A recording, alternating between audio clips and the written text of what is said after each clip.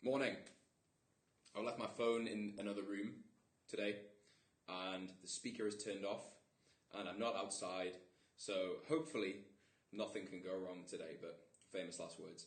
So today I want to address something that will probably offend at least one person. So I'm sorry if you're that one person, but it's something that we get asked all the time when we give this piece of advice, and that is that it's surrounding scale weight, basically, or weighing yourself regularly as a way of measuring progress. Now, some people will hear this and think it's rehashed arguments and you've heard it all before, but the reality is there is a lot of people still in the fitness industry who argue back and forth over whether we should be paying attention to the number on the scale on a daily basis.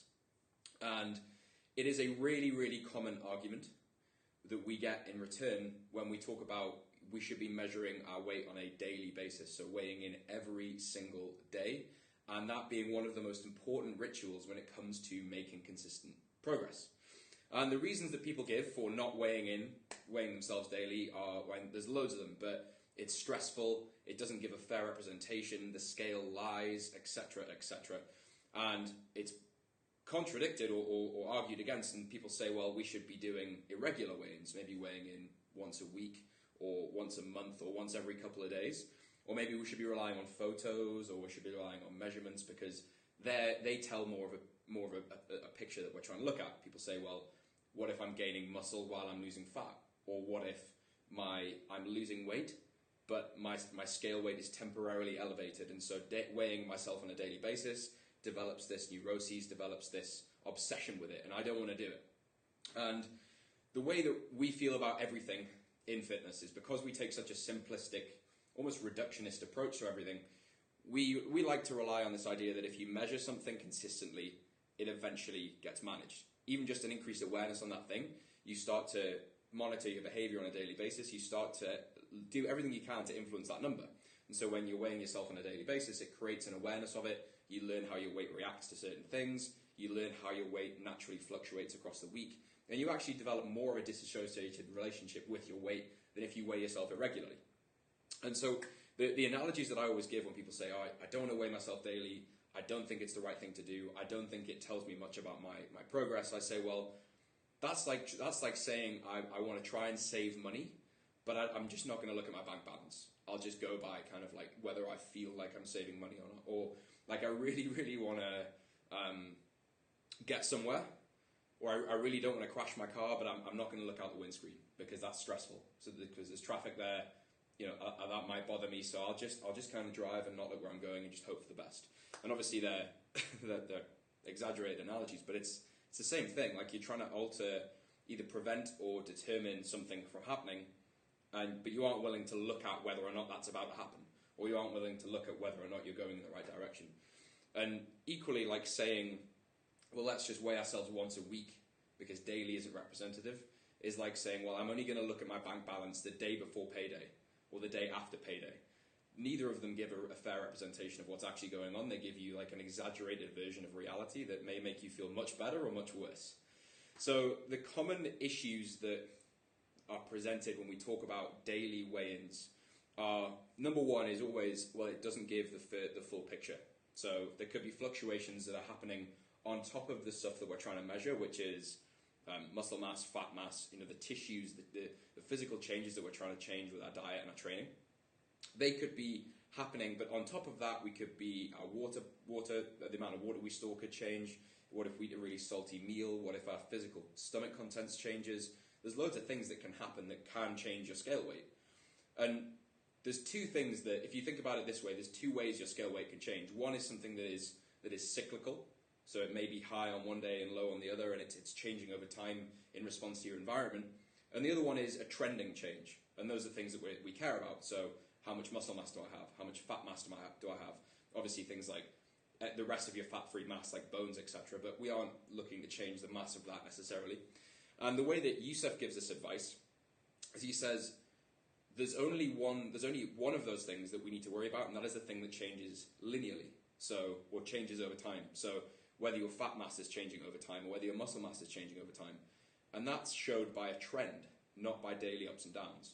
If you're consistently linearly gaining poo, you have much, much bigger fish to fry than, is my diet working or not? That's like, I should go straight to A&E. Forget about my diet, forget about what my fitness pal says. I need to go straight to the hospital because linearly gaining poo is a big, big issue. And so what I mean by that is, like, if we're paying attention to the daily fluctuations and think that that's what we're looking at, that's not what we're looking at. We're looking at the trend over time. So yes, there are things that influence your weight on a daily basis. Yes, that does mean that a daily weigh-in isn't necessarily that accurate, but because we're weighing in daily, we can look at that trend, we can measure things over time, and we can't do that when we just have random sporadic points that don't really provide any kind of connection or trend. So that's objection number one. Objection number two is usually psychological. So maybe someone's had issues with food or the way they feel about food or their body image in the past, and they accumulate and create negative associations with their scale weight. And obviously, I'm not going to rubbish that. That is definitely an issue that people deal with and is often a very serious one that requires help outside of the fitness industry usually. However, the one piece of advice that we would usually give someone in that situation that is looking to improve their relationship with their scale weight is the last thing you want to do is weigh in irregularly. So weigh in on a Monday and then a Friday and then immediately the next day and then a week later, because all you're seeing is the bank balance the day before or the day after payday. You're seeing these weird numbers that don't tell you anything, and you start to create and enforce these negative feelings about your weight. When you weigh in on a daily basis, you start to realize that you'll have days where your weight goes up, but you also have days where your weight goes down, and that'll change over time. It reacts to what you do, it reacts to how you live, and you start to see your weight as just a number. It doesn't identify with who you are, because sometimes you'll wake up and you'll feel bloated and you'll feel heavy, and you'll stand on the scale and you'll have lost 1.5 pounds. And the opposite will happen. And so you start to break that association that so many people gain over time. And so while it may feel like you're creating an obsession, for a lot of people you're actually breaking the obsession because you're seeing the weight as just a number on the scale rather than something that you identify with personally. The third one and the fourth one are kind of connected is that, oh, well, weighing myself every day, that's a ton of effort. Or like, I really don't like tracking, it's so difficult, it's so fiddly.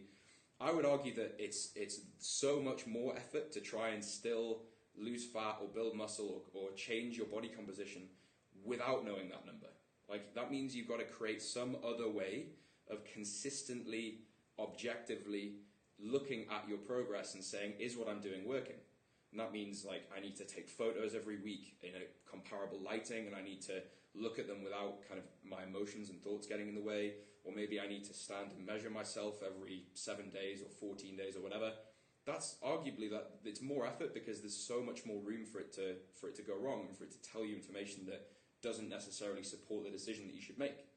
Standing on your scale in the morning, have a pad of paper next to you, write down your scale weight and look at it at the end of the week. That's it. It's a 10-second task in the first thing in the morning. So that's just something that you're choosing to believe that it's a lot of effort, because it really, really isn't. And it facilitates and creates all this opportunity for making progress with a really flexible diet and a really flexible lifestyle. And then the objection of like, oh, I don't like tracking, I prefer to not rely on numbers and spreadsheets and things like that. It comes back to what I was saying at the beginning, which is that like, if you are measuring something, if you're trying to change something, you should at least be paying some attention to it. And saying like, I want to change it, but I don't want to measure it, is pretty stupid, to be honest, because it's such an easy way to increase your rate of progress.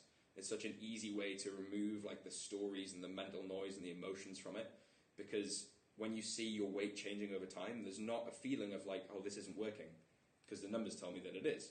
Or you don't get sucked into this trap of putting loads of effort in and not making the progress that you want to make.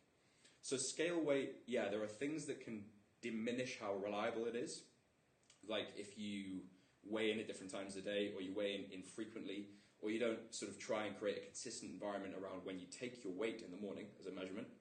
However, it's still the simplest, easiest, most reliable way of us telling what's happening as a result of your changes in your diet and training. So as long as we're aware of the fact that we'll see daily fluctuations, and sometimes we'll see crazy daily fluctuations, as long as we're aware of the fact that, yes, there are things that happen on a daily basis, like poo, that can affect what the number is on the scale. And as long as we're aware that we're looking at a trend over time, not necessarily the daily ups and downs, then scale weight's a really, really valuable tool. And in my opinion, you shouldn't let anybody tell you that weighing yourself on a daily basis is a bad thing to do when it comes to fat loss, muscle gain, or just any kind of fitness goal. So if you aren't weighing yourself daily, if it were me and I were you, and obviously I'm not, but if I was, then I would start weighing myself every single day. It's the first thing I do when I get up. It's the first thing we have all our clients do when we get up. And it allows us to see a really zoomed out, objective, emotionless picture of what's going on, and that's valuable, especially when you get into really low levels of body fat or when you're trying to get to a goal that is difficult to get to. It's extremely valuable to have numbers to rely on that don't have a story or a feeling attached to them. They just tell you what's happening. Alright, hopefully this helps, guys. If you've ever had doubts or worries over scale weight, hopefully these have answered your questions. If you like this video, you like this topic, you like this sort of thing, give us a like, share, comment, especially if you know people who disagree on scale weight, tag them below and let's start an internet argument. But yeah, if you like this, I'd love you to give me some feedback, and I'll see you soon.